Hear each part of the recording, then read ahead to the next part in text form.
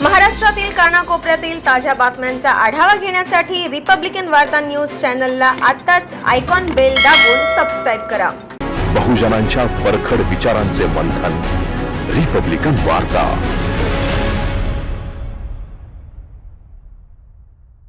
उदगीर येथील उर्दू माध्यमाची शाळा अल अमीन माध्यमिक व उच्च माध्यमिक विद्यालयात उदगीर शहराचे पोलीस निरीक्षक गोरख दिवे यांचे कायदा व सुव्यवस्थेबाबत शिबिरात मार्गदर्शन केले.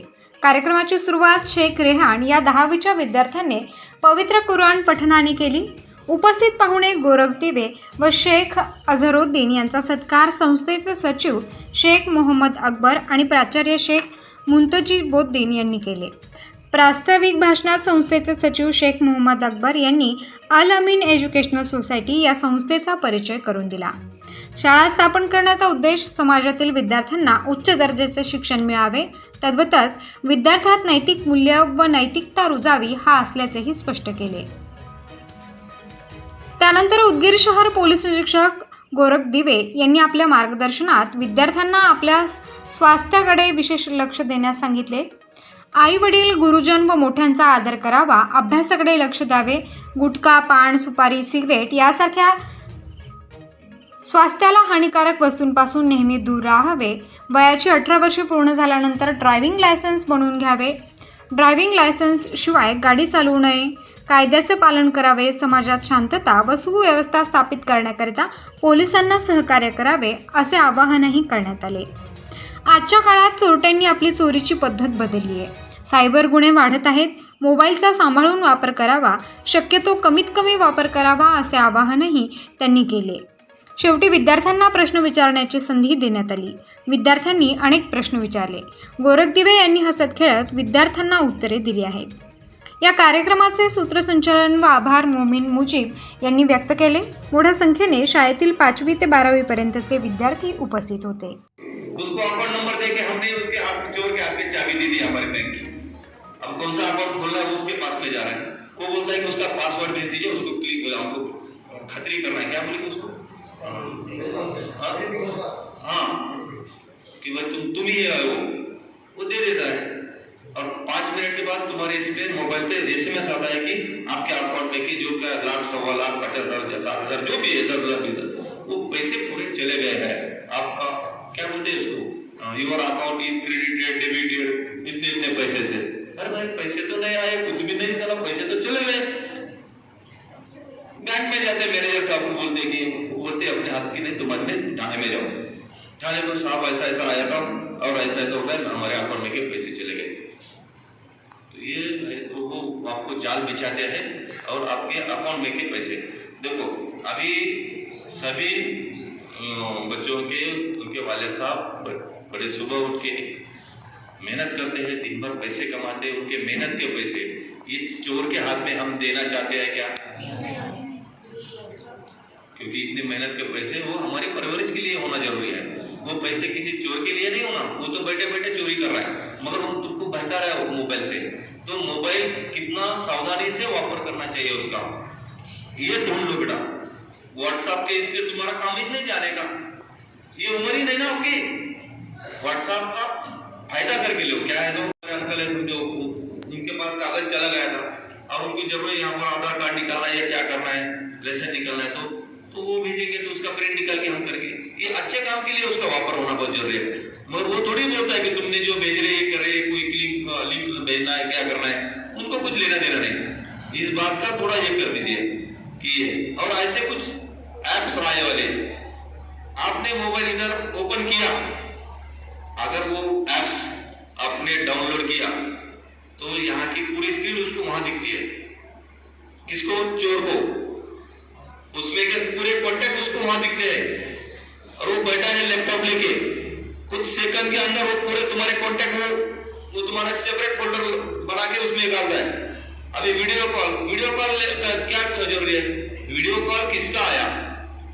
अगर आप घर में के लोगों का है, हम पढ़ने के वास्ते उदगीर आए, हमारे माँ बाप सब लोग किसी देहात में खेड़े में रहते और उधर से वीडियो कॉल किया, बच्चा क्या कर रहा है बोल के, तो कोई बात नहीं उठाना.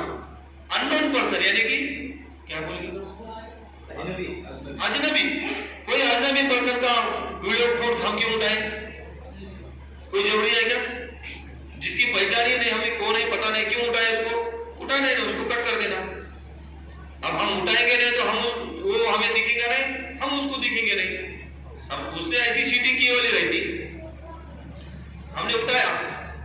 उधर रिकॉर्डिंग चालू हो जाता है तुम्हारा, और वो रिकॉर्डिंग चालू हो गया तो उसके पास में हमारा तस्वीर हमारी चली गई, उसका चेहरा हमारा उसके बाद चला गया। फिर उस चेहरे को वो नीचे से कोई तो नेकेड आदमी, यानी कि जो क्या बोले, बदन पे कोई कपड़े नहीं है, ऐसा कुछ नंगा तस्वीर जुड़ा के तुम्हारी बदनामी करेगा, तुमको बोलेगा देखो तुम्हारी नंगी तस्वीर मेरे पास में है। हम बोलेंगे सर हम तो कभी नंगी तस्वीर का कोई सवाल नहीं आता, हम कैसे आती है इसको, वो बेचता है तुमको। तो वो किसी का बदन जुड़ा के एडिट, मालूम है ना आपको, हाँ, इसका कट करके उसको एडिट ये करके भेज देता है। और फिर देखो अगर ये निकलना चाहते हो तो मेरे को 5,000 रुपये भेज दो अभी मेरे ये नंबर पे, नहीं भेजेंगे तो नहीं, तो फिर दूसरे तुम्हारे कॉन्टेक्ट लिस्ट भी उसके पास चली गए, तो उसको तुम्हारे दोस्तों के व्हाट्सएप पे तुम्हारे नंगे पिक्चर भेज देगा, वो फोटो या कोई क्लिप बना के भेज देगा। फिर उसका फोन आएगा दोस्त का, क्या अरे क्या क्या भेज रहे हैं आप तुम्हारे इसमें से, अरे नहीं आप मेरे को ऐसे किया, 2-3 लोग, चलो भाई इस मुसीबत से छुटकारा पाने का ना किसी भी हालत में हम 5,000 रुपए दे देते। अब तुम बच्चे हैं, तुम्हारे पास तो पैसे नहीं है, अब कैसे देंगे पैसे तुम लोग, तुमको कोई ब्लैकमेल कर रहा है तो आप लोग पैसे कैसे देंगे, कौन बताएगा बेटा। ये बच्ची के जो एहसास आता है वो वाकई वेरी प्रैक्टिकल, कि गरीबों की दुनिया अलग है, अमीरों की दुनिया अलग है। लेकिन मेरा एहसास ये है कि गरीबों की दुनिया के लोग आगे बढ़ते हैं, अमीरों की दुनिया के लोग इतने आगे नहीं बढ़ते, क्योंकि खाने पीने इसको रस्ते में मस्त करते हैं। और एक हदीस है जो मैं पढ़ा था कभी, वो ये है कि इल्म को भूखे पेट में रख दिया है। क्यों नौर साहब? तो मुझे आपको बोलना यह है कि आप बिल्कुल मायूस मत हो, आपकी गरीबी की वजह से परेशान हो के मायूस हो के मत रहो, आप कोशिश करते रहो, इंशाल्लाह अल्लाह का साथ है, हम लोग भी आपके हर लिहाज से मदद करने तैयार हैं इंशाल्लाह।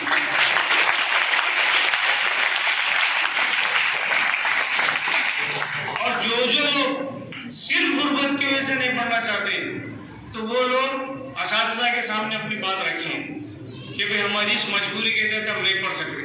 तो महज माशी मजबूरी की वजह से, पैसों की मजबूरी की वजह से पढ़ना बंद मत करो।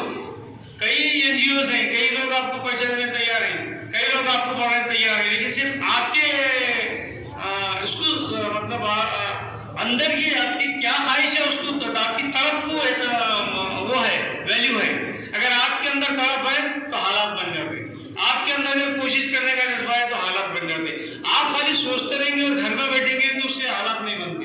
तो कई लोग आपके लिए तैयार हैं, गवर्नमेंट का भी आपके लिए तैयार है, गवर्नमेंट मशीनरी आपके लिए तैयार है, समाज के लोग तैयार है, गैर समाज के लोग भी तैयार है, आजकल कई बैंक्स के लोग भी आपको लोन देने के लिए तैयार है एजुकेशन के लिए। तो मुझे सिर्फ पैसों की कमी की वजह से एजुकेशन में रुकावट मत डालो आप, हर शख्स, लेकिन कोशिश करो और गलत चीजों से परहेज करते हुए खाली आगे बढ़ने की कोशिश करो और दिन भर का शेड्यूल बना के चलो आप। अगर दिन भर खाली हमारा लड़कों के साथ बैठेंगे आप, खाली वो उठ के खा के ऐसा करते बैठेंगे तो उससे आप तरक्की नहीं कर सकते। तरक्की तो प्लान वर्क के साथ ही कर सकते। और उसके बाद अल्लाह से दुआ करो, अल्लाह के साथ मैं फिर एक बार दिया साहब का शुक्रिया अदा करता हूँ। रिपब्लिकन वार्तासाठी लातूर देवणी प्रतिनिधी सगीर मोमीन।